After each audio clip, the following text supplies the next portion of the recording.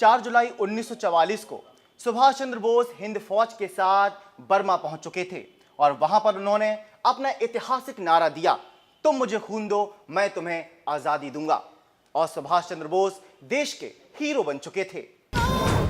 इस बीच दूसरा विश्व युद्ध छिड़ गया। अंग्रेजी हुकूमत की जंजीरें थोड़ी ढीली पड़ने लगी। नेताजी का मानना था कि अंग्रेजों के दुश्मनों से मिलकर आजादी हासिल की जा सकती है। उनके विचारों को देखते हुए उन्हें ब्रिटिश सरकार ने कोलकाता में नजर बंद कर दिया, लेकिन वो अपने भतीजे शिशिर कुमार बोस की मदद से वहां से भाग निकले।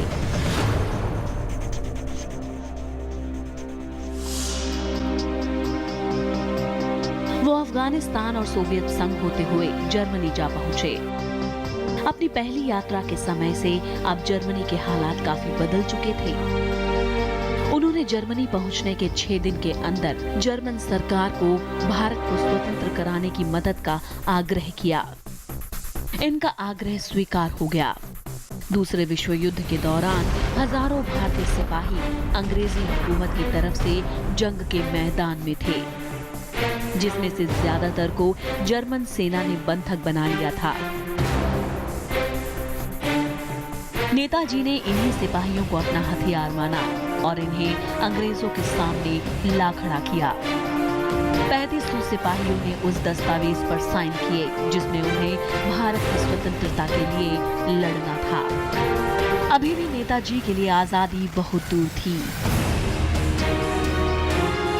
इसी मकसद से नेताजी हिटलर से मिलने पहुंचे। उस समय में हिटलर का नाम पूरी दुनिया जानती थी। ऐसे में हिटलर से नेताजी की मुलाकात इतिहास के पन्नों में दर्ज हो गई। लेकिन नेताजी जिस उद्देश्य को लेकर हिटलर से मिलने पहुंचे थे वो पूरा नहीं हो सका। हिटलर काफी महत्वाकांक्षी था। इसके बावजूद हिटलर ने नेताजी को पूरी मदद का आश्वासन नहीं दिया।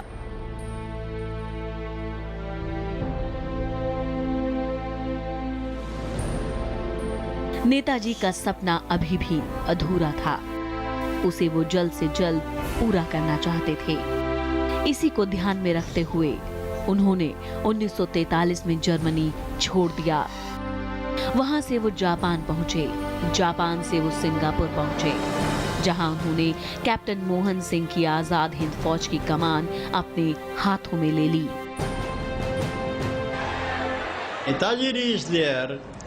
My dream was realized, and I was quite sure that Netaji will get India freedom.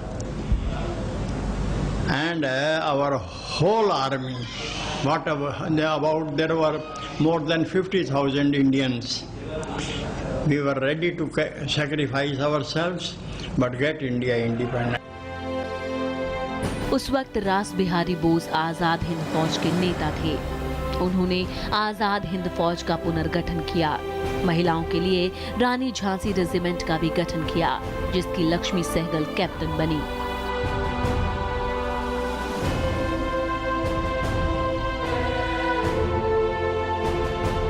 Netaji के नाम से प्रसिद्ध सुभाष चंद्र बोस ने सशक्त क्रांति द्वारा भारत को स्वतंत्र कराने के उद्देश्य से 21 अक्टूबर 1943 को आजाद हिंद सरकार की स्थापना की और आजाद हिंद फौज का गठन किया। इस संगठन के प्रतीक चिन्ह पर एक झंडे पर दहाड़ते हुए बाघ का चित्र बना था।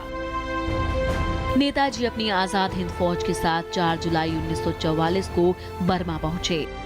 यहीं पर उन्होंने अपना प्रसिद्ध नारा तुम मुझे खून दो मैं तुम्हें आजादी दूंगा दिया। असंगठित और कमजोर रहना पाप है। गुलामी सब कष्टों और पापों की जड़ है। अब गुलामी की जंजीरों को तोड़ने के लिए एक दिल एक प्राण होकर कटिबद्ध हो जाइए। हिंदुस्तान अब गुलाम नहीं रह सकता और न कोई ताकत इसे गुलाम रखी सकती है। हाँ, हमें स्वतंत्रता का मूल्य चुकाना होगा। आप इसके लिए तैयार हो जाइए, जिससे यदि हम गुलाम हिंदुस्तान में पैदा हुए हैं तो स्वतंत्र हिंदुस्तान में जीवे और मरे।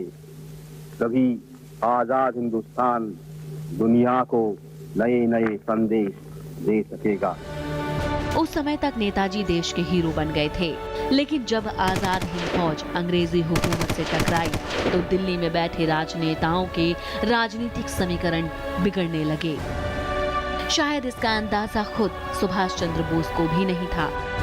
भारत की आजादी को नेताजी अपनी आंखों से निहार रहे थे। उनका सपना हर भारतीय का सपना बन चुका था। नेताजी को चाहने वालों के चेहरे हर जगह दिखने लगे थे। तभी सुभाष चंद्र बोस ने सोचा कि यही सही वक्त है जब अंग्रेजी हुकूमत को जड़ से उखाड़ा जा सकता है। लेकिन उस समय भारत की राजनीति सुभाष के खिलाफ हो गई थी। वो चाहते तो कभी भी भारतीय स्वतंत्रता के बाद कांग्रेस पार्टी से कोई भी मिनिस्टर का पद हासिल कर सकते थे, लेकिन नेताजी को कभी भी राजनीति में जाने का सपना उन्होंने नहीं देखा था। उन्होंने तो भारत को आजाद देखने का सपना देखा था। इसी सपने को पूरा करने के लिए वो सोवियत संघ के लिए रवाना हुए। लेकिन उस दौरान कुछ ऐसा हुआ जिसने पूरे देश को स्तब्ध कर दिया। 18 अगस्त 1945 को टोक्यो जाते समय ताइवान के पास नेताजी का प्लेन क्रैश हो गया। After all, when you suddenly hear the news of the death of a very near one, you are shocked. आज भी नेताजी की मौत एक रहस्य बनी हुई है। कुछ लोग ऐसा मानते हैं कि वो सोवियत रूस पहुंचे थे और वहां पर उन्हें बंधक बना लिया गया, लेकिन उस समय पूरे देश में बस एक ही आवाज सुनाई दी कि नेताजी नहीं रहे।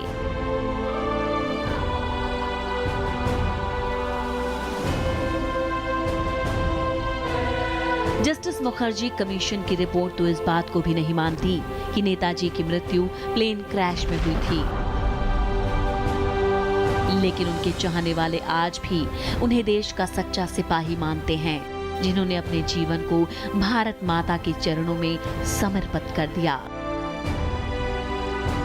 Unconditional dedication to a cause which they showed, I think makes them very unusual people.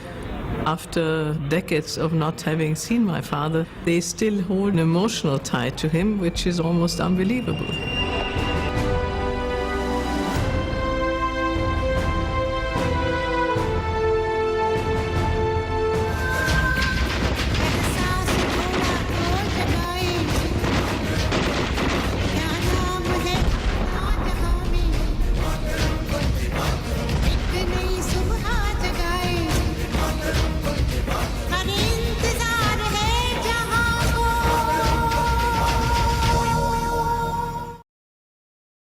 दोस्तों, हमारे आज के प्रोग्राम में बस इतना ही। अगले सप्ताह हम फिर मिलेंगे एक नई शख्सियत के साथ। तब तक के लिए नमस्कार, सलाम।